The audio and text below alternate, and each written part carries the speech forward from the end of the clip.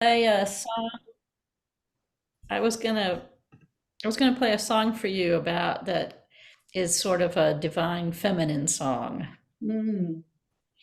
So so we can all sort of enter into this as we would enter into prayer.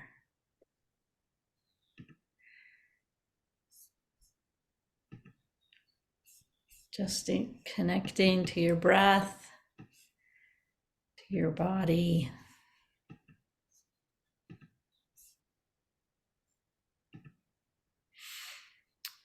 and just listening to these words about our beloved divine feminine.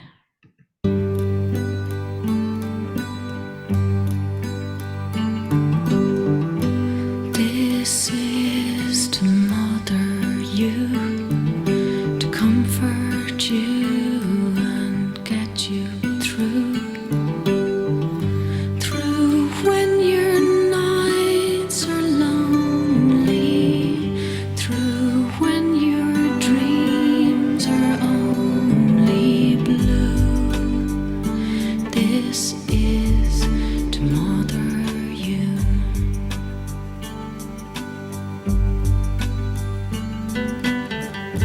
This is to be with you, to hold you and to kiss you too. For when you need me, I will do what your own mother didn't do,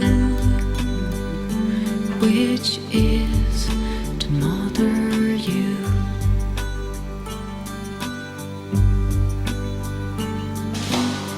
All the pain that you have known, all the violence in your soul, all the wrong things you have done, I will take from you when I come. All mistakes made in distress, all your unhappiness, I will take away with my kiss. Yes, I will give you tenderness. For child, I am so glad I found you. Although my arms have always been around you, sweet bird, although you did not see me, I saw you, and I'm here to mother you, to comfort you and get you through when your nights are lonely, through when your dreams are only blue. This is to mother you.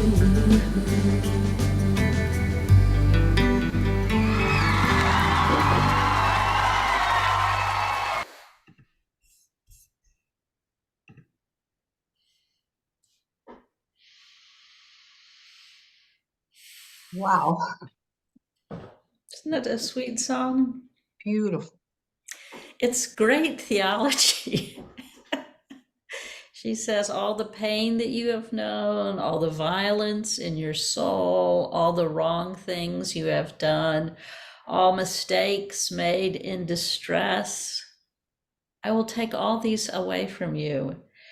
And um, the other thing I love about it is I'm so glad I found you, although my arms have always been around you.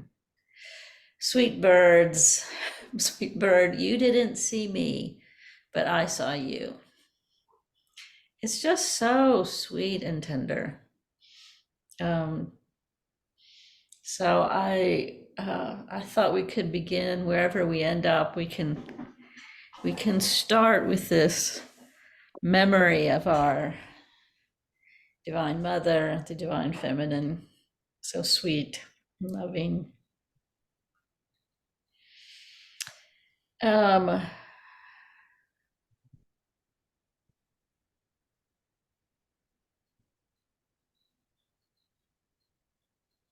I'm not sure what struck you, so I'm not sure I want to say a great deal and just see where you had questions or where things came up for you, what touched you. Yeah, Uh, Judy. I could start. The first thing that struck me, Wendy, was this idea of guarding your heart, which I've always thought of as being very protective. And you Mm, just blow that image out of the water. And I love that it's a very expansive thing and hmm very embracing. And it just made me look at guarding my heart in a much deeper, more meaningful way. Because I've always been kind of squeamish about that guard your heart. It seemed kind of negative to me. mm, So I really appreciate you cracking open that idea for me and making it so much broader. And this idea that it's a very embracing thing and expansive, kind of like ripples on a pond. It's not a protective. So hmm thank you. Well, that's interesting. I mean, we do, the first image that comes, like, I'm going to protect it so it doesn't get hurt. And I'm wondering if there's a sense in which that sense of protection isn't actually it can be very important. I'm not saying that we shouldn't protect ourselves um, and protect our heart, but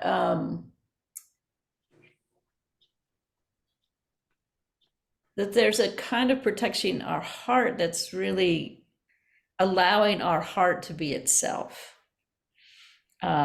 allowing our heart to connect, allowing our heart to feel suffering, and um,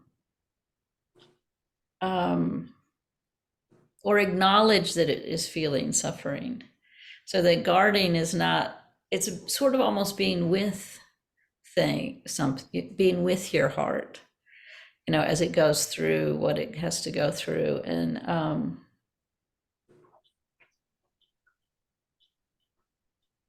yeah, there's a kind of pinched sense where the heart isn't really helped. So figuring out, I mean, I think a lot of what I was thinking about is just how do we work with our heart in a way that's going to be really deeply life-giving, not just closed, but working with whatever we have to work with. Yeah, Diane. I see that, Wendy, and I could relate to what Judy said. The heart has been cracked open. I'm reading from your book on page 131. The heart has been cracked open, and into and out of these fissures, the light shines. And that was really meaningful to me, getting out of the head, which is the thinking, same patterns of thinking, and then letting something go deeper into the heart. And I think that's where suffering really touches me. It's more in the heart. Mhm. And thinking of the transformation that brings about, that out of that darkness, there's a fissure of light that shines. I think Leonard Cohen said that too very beautifully. Out of the dark, the crack in the dark, that's where the light gets in. And thinking of hope and how infallible we are about hope. We're just hopeful. And I think of Pandora's box. The last thing out of Pandora's box was hope. And that's what gives us the courage and the inspiration to go on. And sometimes I think, yes, suffering is just life doesn't let you lie to yourself for very long until you're brought to an about face by some kind of suffering that you've been ignoring, Yeah, or it comes to you unbidden. yeah. Well, I find, I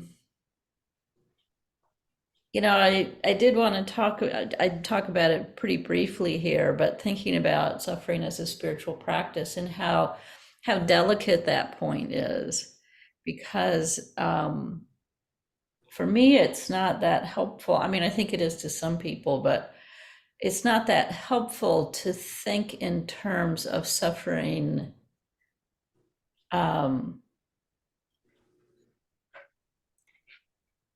I guess what I want to, I mean, that even that word to suffer implies a passivity, implies by its very nature something that you don't want, um, and which in its appearance is harmful to you in some way. It's harmful to your body, to your spirit, to your mind, to your relationships. Um, and sometimes people um,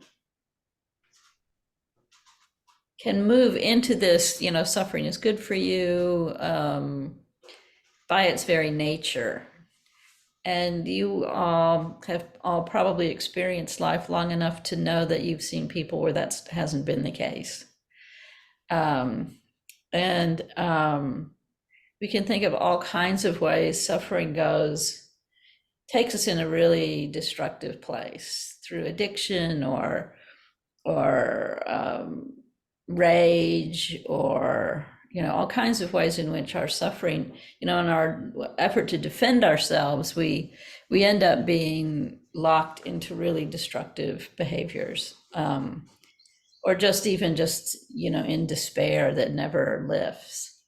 So I don't like to romanticize suffering, or to say that it by its very fundamental nature makes us better. But as we all know, it happens to us. And so then the question is, how am I gonna work with it? And one of the things that I'm sure is very familiar to all of you is how important it is to be honest with ourselves,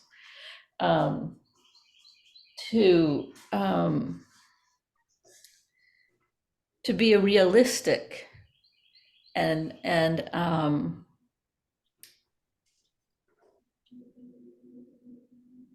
when the suffering is just very intense and overwhelming, to acknowledge that and not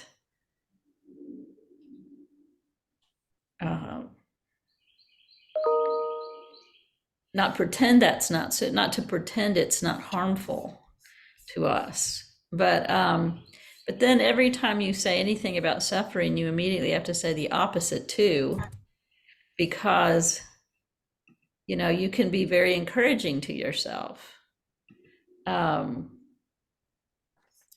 So I do feel like in that dance with suffering, just trying to be truthful about the elements of it, and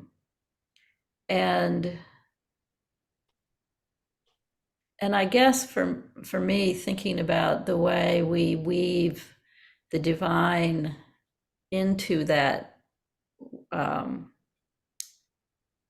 these periods of suffering. Often we bring the divine in as an explanation or even a platitude. I don't mean that. I mean just letting that be present with us.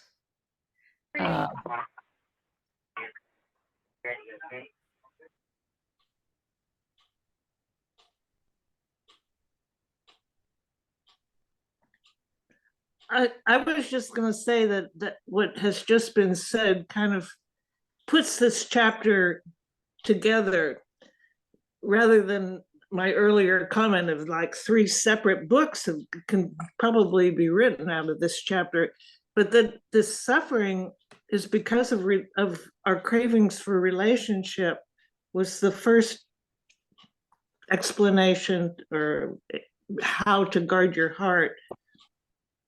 and then the suffering, and then the tender, gentle female divine is the healing of it.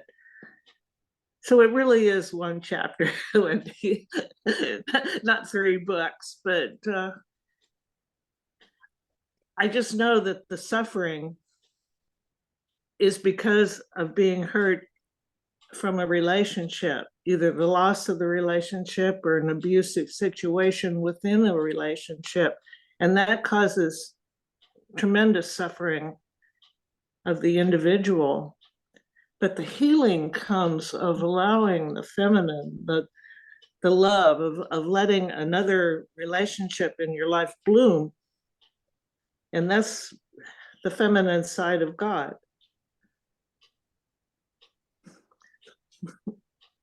Yeah.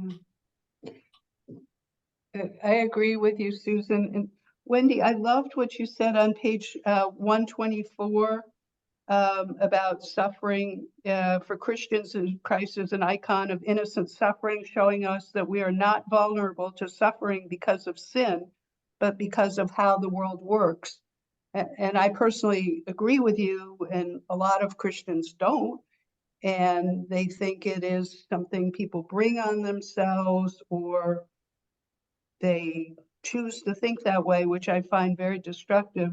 We too, whatever our faults, are innocent sufferers in the sense that terrible things that happen to us are unrelated to guilt and punishment.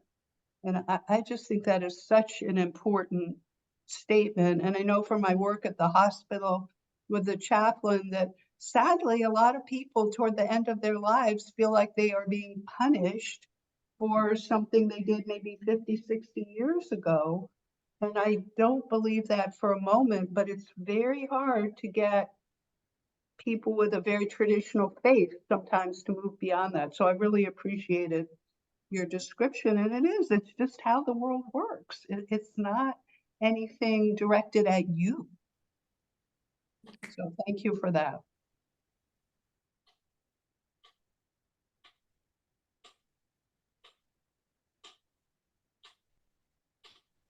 Wendy, you're muted. Thanks. I wasn't brought up on a guilt and punishment Christianity, and I'm grateful for that. As I've pondered this, it's not just Christianity, it's many traditions have or people, whether they're religious or not, somehow it's linked in our minds that if there's suffering, there must be guilt. And so you kind of read backwards, the punishment, so to speak, that is to say, suffering requires a guilt. And that's why I love the book of Job. It's one of my favorite books in the Bible because, he just is like, I'm not going to say, I'm not going to say this happened to me because I'm guilty. And as you call the comforters are just like, through all those, almost 40 chapters, just getting madder and madder at him. If you just frickin' say you're sorry and you admit it, then this will all end. And he's like, I'm not going to do that. And when the voice in the whirlwind speaks to him, the voice doesn't explain anything. The voice doesn't justify it, the voice just says, this is an awesome, complicated, beautiful, wild world. And all you comforters, only my servant Job spoke rightly about me. So it is this, it's this sense of the wild beauty of the world, and suffering is part of it. And yet the voice in the whirlwind comes to us, we are accompanied. But our minds do so want to go to, if something bad happened, there must be fault. And I think maybe it makes it meaningful. It's like, well, it was really bad, but at least there's a reason for it. And so I guess I would say people navigate that with different theologies, and some of them can be destructive, and some things that are destructive to one person can be encouraging to another.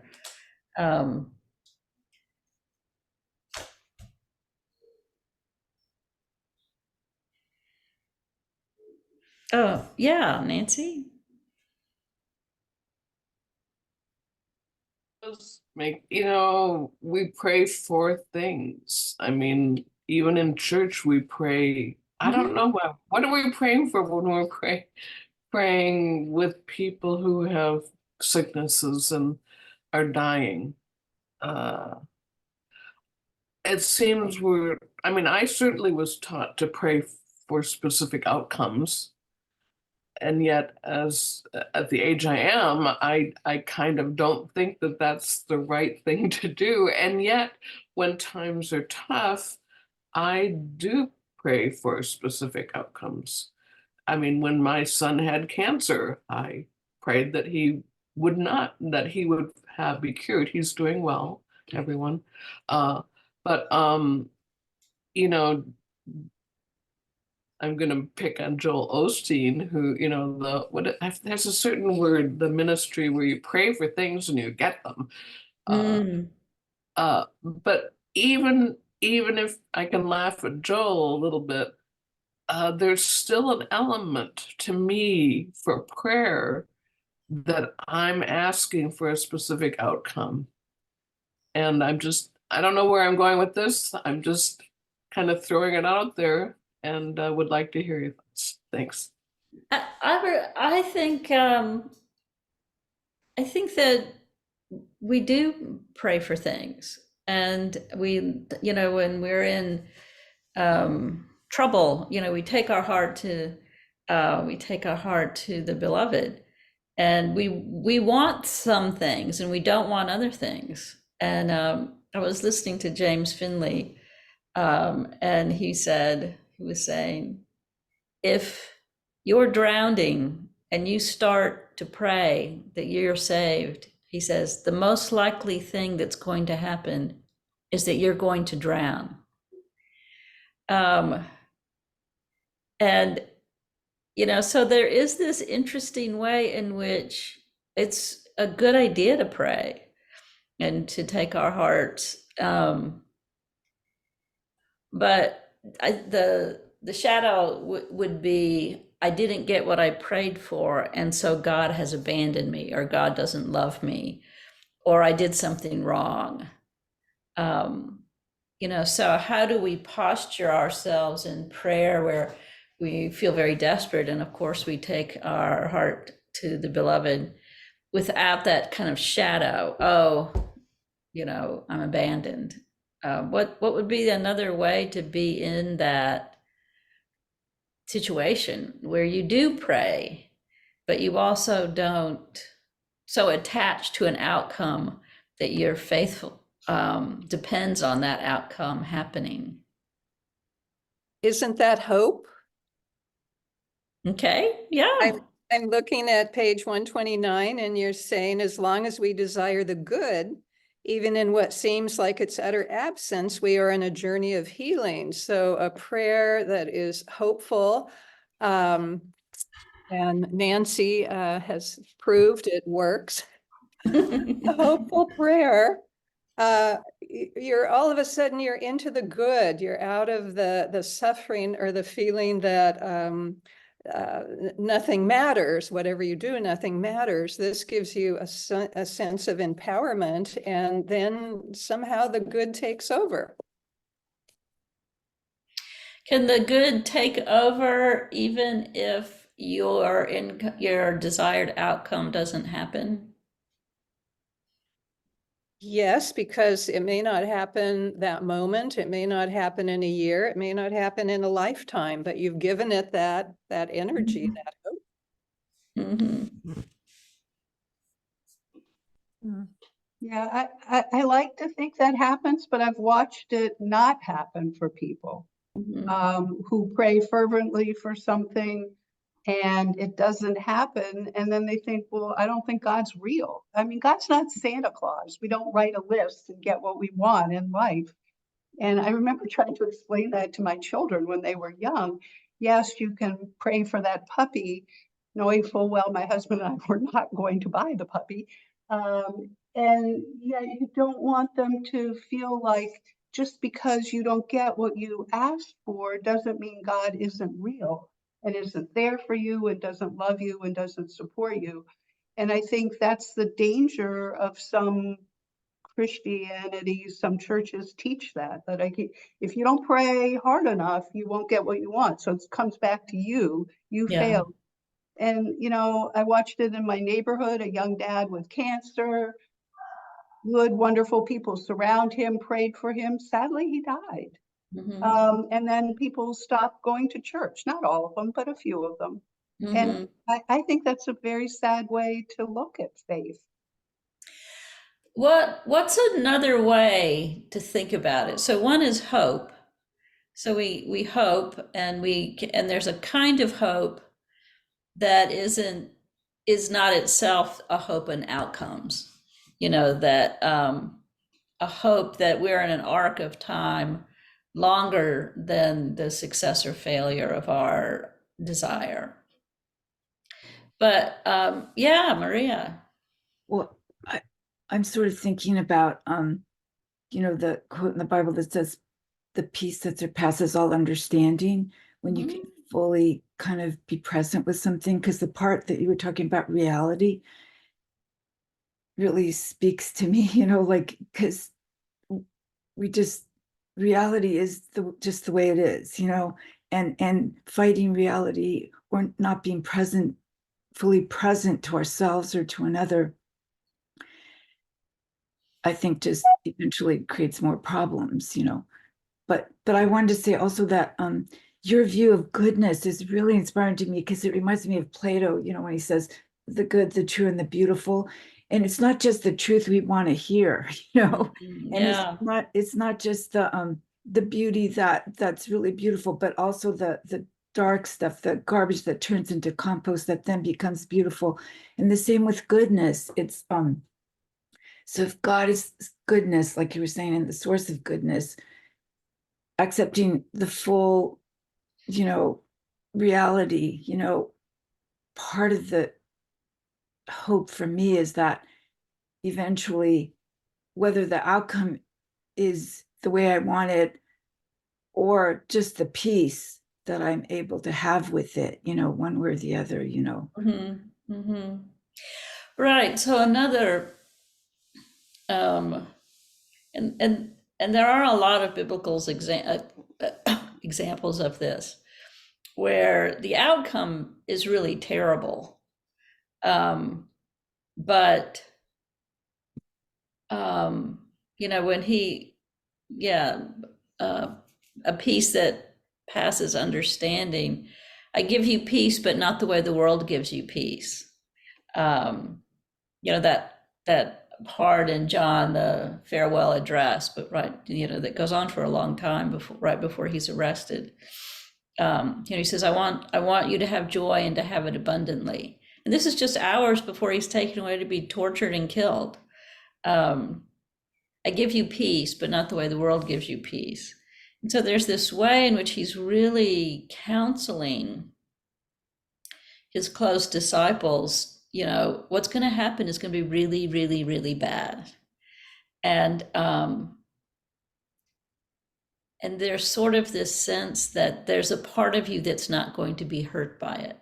I don't mean that you don't feel hurt. I mean, I can't even imagine what it would be like to live in that century. And I mean, not that our horrible things don't happen now, but the kind of incredibly public, long drawn out torture of these people. And you witness it, and you and someone you love is undergoing it in this very public way. It would just be so unbearable. And he's saying to them at that moment, I give you peace, but not the way the world gives you peace. And I think these teachings can be very, very hard because, you know, that's not what we want. I mean, we don't, we kind of want a God that's going to do a little better than that. You know, I want the peace the way that the world theoretically gives us peace. I don't want the kind of peace that's happening in the middle of a crucifixion. So it's a very hard teaching to think, well, how is it that there's a part of me that is sustained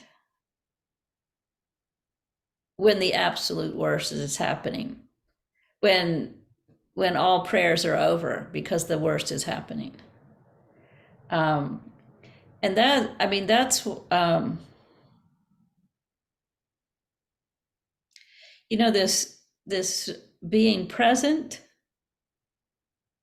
and allowing it to be grief and some pocket in you that holds another truth. And in this odd way, we're given the gift sometimes of them not canceling. They don't cancel each other out.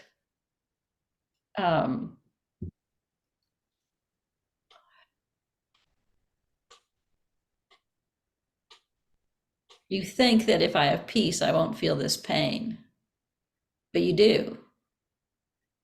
It's just as sharp.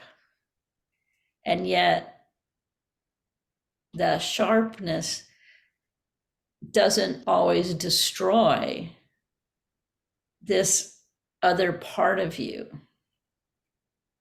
this part of you that remains alive to the presence of the beloved. Is I that just- because we're connecting to something greater than ourselves then? That moment, yes. There was one line though that I think summarizes this: learn to dance with a limp. When you were talking about suffering, you know, I mean, it's going to be there, but I can still have joy. Yeah. Yeah, I love, Wendy, what you said on page 125. Pain is not to be wasted. It is a teacher to be honored. This is not to say that God inflicts suffering, but that God encourages us not to waste it, not to let it defeat us. And I think that's the key word. We're not defeated by it. If we are able to make our pain a prayer, to weave awareness of divine presence into our suffering, we may find a bit of ease. I just thought that was a beautiful reminder.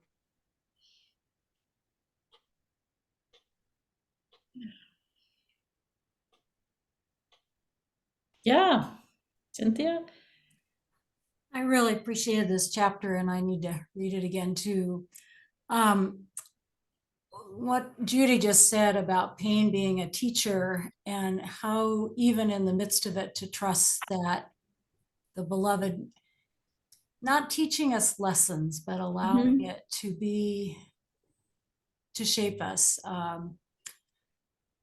I've preached a sermon here and I won't tell the whole story, but our first time Jeffrey and I were going to have a baby, we had a really, really difficult situation and found out partway through the pregnancy that I was pregnant with twins and one wasn't sustainable. And it was a really complicated, painful, scary time. And we prayed a lot and Jacob died and Jackson lived. And it took me a long time to process that. But part of, as I was reading this chapter, two things struck me. One was that prayer was a lot, give me strength and peace for today. Right. It was quite a journey. And the beautiful compilation on 134 of the biblical texts about the divine feminine, I think that's part of what I, in my body, thought more, experienced more, and thought about more of this presence of the holy giving birth to new life in all kinds of ways. And I really try in working with children and young people, and also in congregations I've served, to just lift those up. This is not made up. This is not wild feminists trying to, this is in the Bible, and they're Yeah. powerful and wild and surprising and interesting. And that for many people, as you've said, very healing. If that has not, if God is judge, if God is scorekeeper, whatever, sometimes those images break that open, and it did for me. So I just wonder too, when people, if coming to church means accepting what they've perceived the church is going to say about God the Father or tradition, that how do we say, come and see, come and hear, come and wonder, and that it's all of it. It's not throwing this out, but I'm grateful I went to seminary at a time where this was part of our life together. We were talking and singing and painting and experimenting and exciting. And so I'm grateful that that was my experience. And I don't know if it was in your chapter or something else I was reading this week, but Jeffrey and I were at the Reimagining Conference in the 80s. It was exciting, and it was very threatening to a lot of people. Yeah. You can't do that. You can't talk about God like that for days. Yeah. And it was wonderful. So I just really hope that knowing that life includes suffering, that this peace and strength is there for us in ways maybe we hadn't expected. Thank you. Well, thank you for sharing all of that. That's so many rich ideas, and you started, like what I heard was a sort of cautionary note on this suffering as a teacher. Because, if we think God is teaching you a lesson by giving you this terrible thing, then again, some people may find that helpful, but I guess I'm thinking more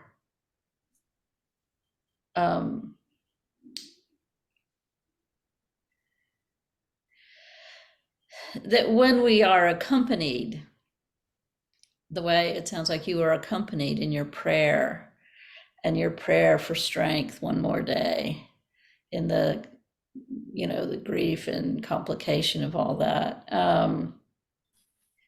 it's not that we learn a lesson as much as something happens to us. And so that would be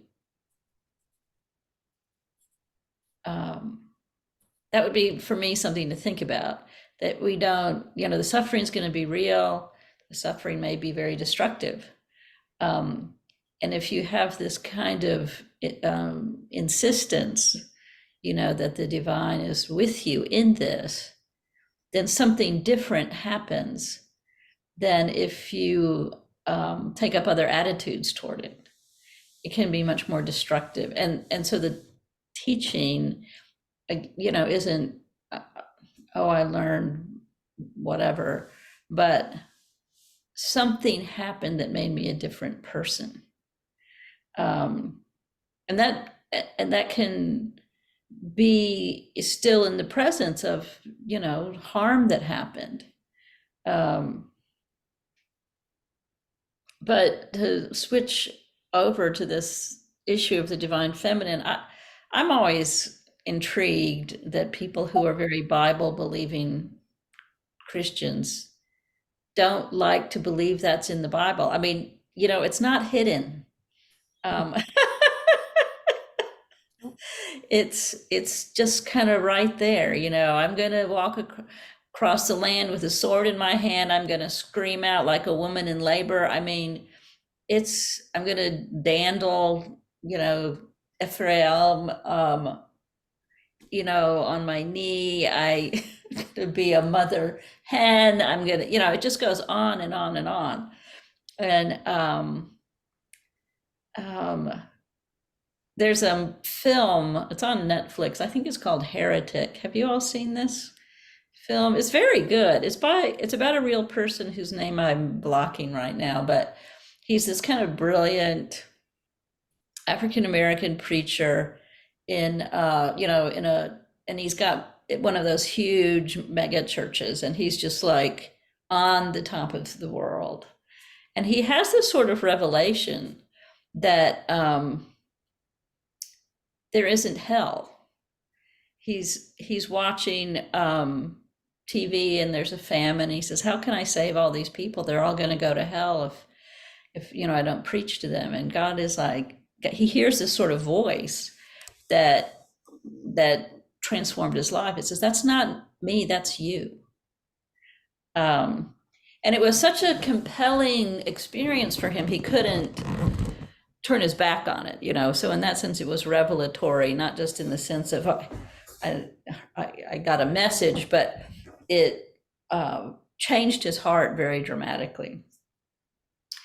But when he started, so he's a bishop in his church. He's one of the best preachers in America. But when he preaches that, and he will read passages in the Bible that support a kind of no hell point of view, but none of that is enough. And so he ends up having to leave his church, and is formally sanctioned as a heretic by his church, by his denomination.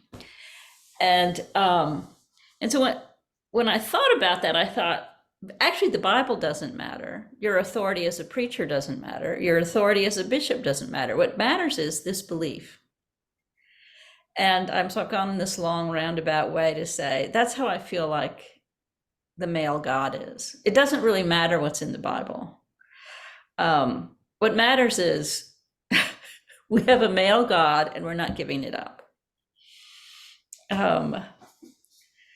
I spoke at the Companions on the Inner Way a few years ago, and Rachel Harding and I were doing it together, and we were talking about some feminine things.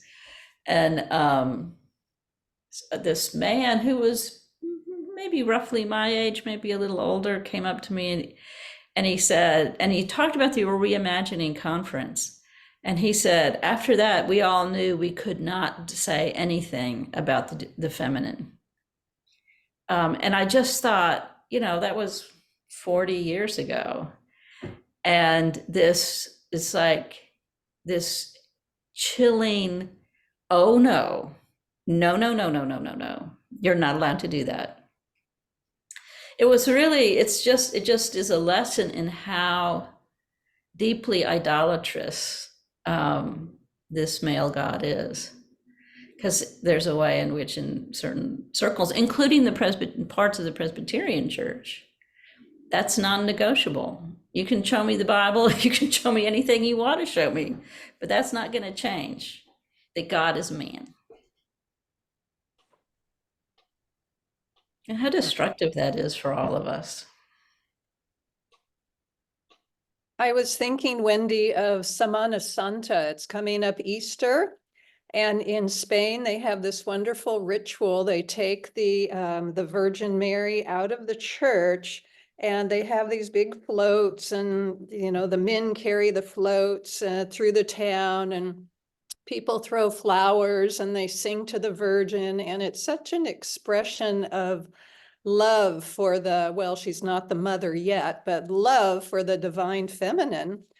And we don't have that kind of thing in our country. And I think our country was just founded a little bit differently, with guns and men in the wilderness and, worship the strength and power of men. But I've been thinking about that because Easter coming, and it's just such a big Catholic feast of the Virgin. Yeah. Yeah.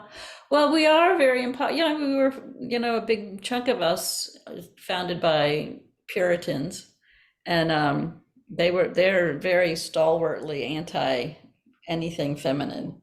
So we do have that poverty, that spiritual poverty of not um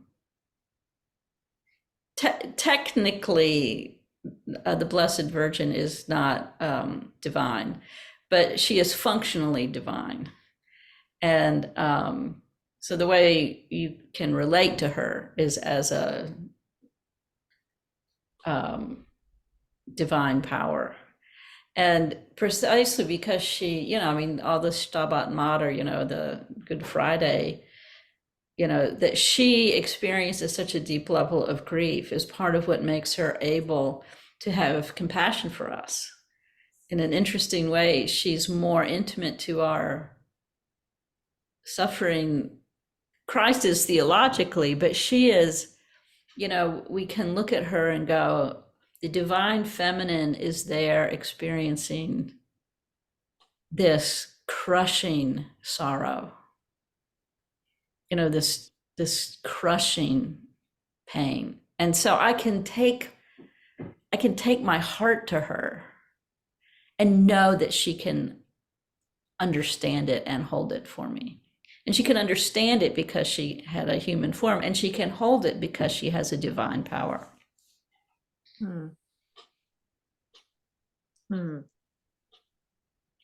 Yeah, Nancy. I was in Spain a while back, and I stayed in a convent for a few weeks. They invite people to stay there as part of their way of raising money. And down the hall from me, I was exploring, and I opened the door, and there was the statue of that statue of the Virgin Mary that they take through the streets of Toledo in this particular case. And I was raised Lutheran Protestant. We did not do Virgin Mary very much, but I hung out. It's really funny. I would sneak down and hang out. I would go, is anyone watching? And I'd sneak down and open the door. And I knew it's a statue. There's the intellectual part of me that knew very clearly this is a statue, and there's kind of the overriding, it's a statue. And yet, I was very touched by the presence. Mm-hmm. We're talking a statue that is centuries old, that's been revered as representing the Virgin Mary, and I was touched spiritually in a way that I haven't been very often in my life, and I enjoyed my time hanging out with the Virgin Mary. I love that. Thank you for sharing that. We know that when we have old love letters from our youth, that those old love letters have a kind of mediating power. We know that just ordinary objects can possess so much power. And we know theologically that they're sacraments, that they're things that have a sacramental quality to them.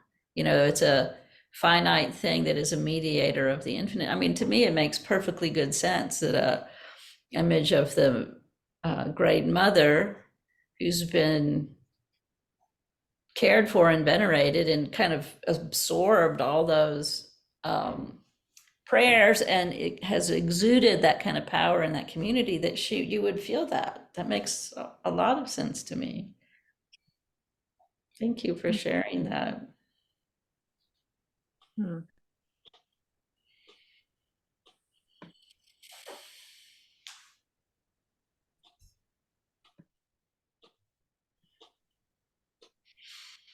Well, friends, we've got one more session together, right? Guess we have to make it good. You mean we can't do ongoing? Well, Kay asked me, can we stay in touch? And I bet we'll find ways to be in touch. I would really like that. Yeah, it's a beautiful little community that popped up this way.